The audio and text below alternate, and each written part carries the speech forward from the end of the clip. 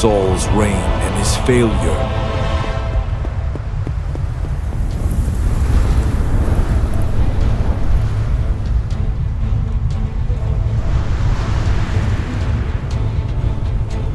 Voice echoes across the fields of war. You were once the chosen one, tall among men, mighty in battle, anointed by the prophet, beloved by the people. You stood as the first king of Israel, crowned with the favor of God, clothed with destiny. But what happens to a man when fear is greater than faith? The trumpets echoed across the hills. The crown fell to the ground. Soldiers scattered like leaves in the wind. The enemy advanced. The people trembled.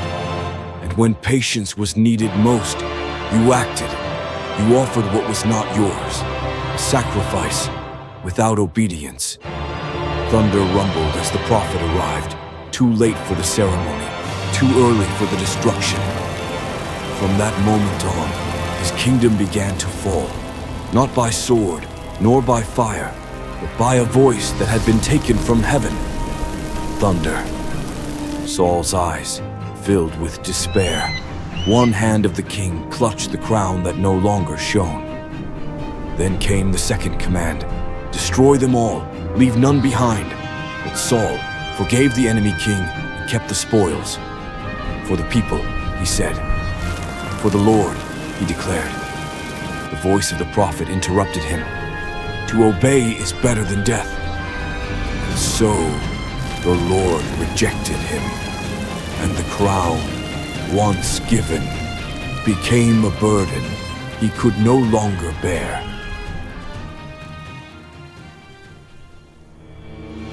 Saul the movie. Saul came from the smallest tribe, Benjamin, a quiet man, tall among men, yet humble in spirit. When the people cried out for a king, it was not he who asked for a crown. It was heaven that answered. The prophet Samuel poured oil on his head. The Spirit of the Lord came upon him, and in that moment, a donkey herder became the first king of Israel. The people cheered. The tribes raised their voices. They believed he would deliver them from the Philistines. Saul led with strength. He fought with courage. And behind him, the Lord marched. He defeated Israel's enemies. He united a scattered people. For the first time in generations, hope took root in the land. But with strength came darkness. Victory has bred pride. Praise has turned to anticipation. And in the silence between battles, something darker begins to stir in Saul's heart. The prophet's voice trembled with the weight of heaven. Listen to the voice of the Lord. To obey is better than sacrifice. But Saul had only heard part of the message. He had been chosen, anointed, crowned, and in his mind, God's favor was assured. But the crown did not guarantee obedience. God's favor was not blind. The stage was set. The people were rejoicing. But the real battle had not yet begun. The Philistines came like a tide. Their numbers were countless. Soldiers, chariots, horsemen. Air shields caught the sun like black sea waves, and the Israelites trembled. They hid in caves. They fled to the hills. Some crossed the Jordan, abandoning the promised land for fear of death. The courage of the tribes melted like wax in a fire. Saul waited, but the prophet did not come. But the seventh day dragged on in despair. The army grew restless. The people murmured. And Saul, seeing his men scattered, felt the old voice in his heart. He stood before the altar. He raised his hands, and he offered sacrifice.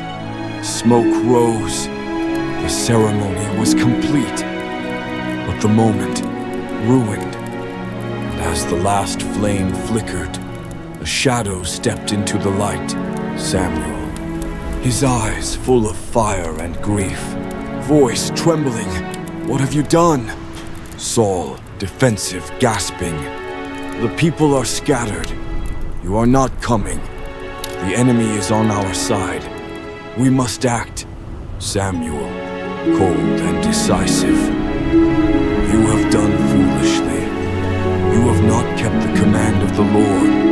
If you had obeyed, your kingdom would have survived. But now, the Lord has sought a man after his own heart." Those words were deeper than any sword. But Saul did not fall that day. He returned to the battlefield. And when Amalek rebelled against Israel, the Lord gave him one more chance. A final test. Strike Amalek.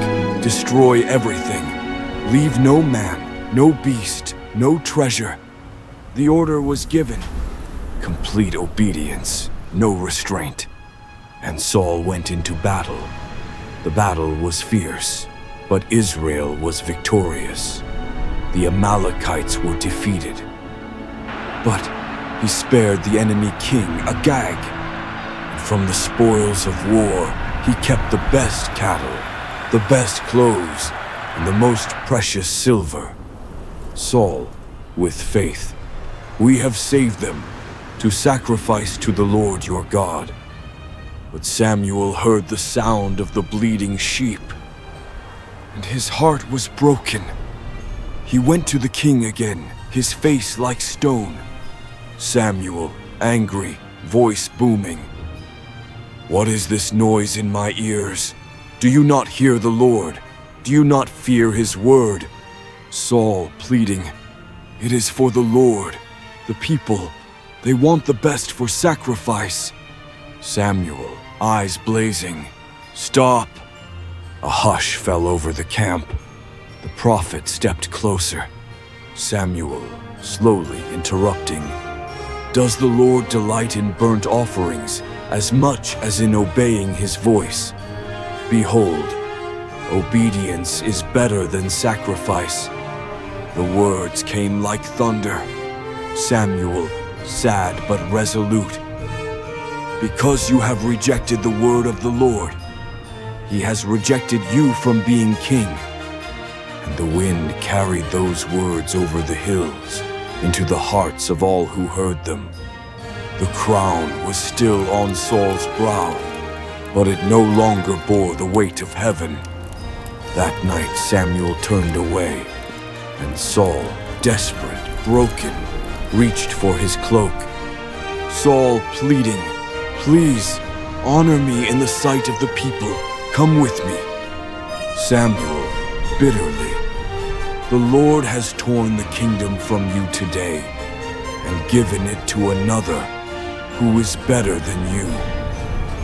Then Samuel turned to the enemy king, Agag, still alive, still proud, and with his sword in hand, the prophet did what the king did not want. After that day, Samuel never saw Saul again, but he mourned for him, like a father mourns a lost son. And the Spirit of the Lord had left Saul.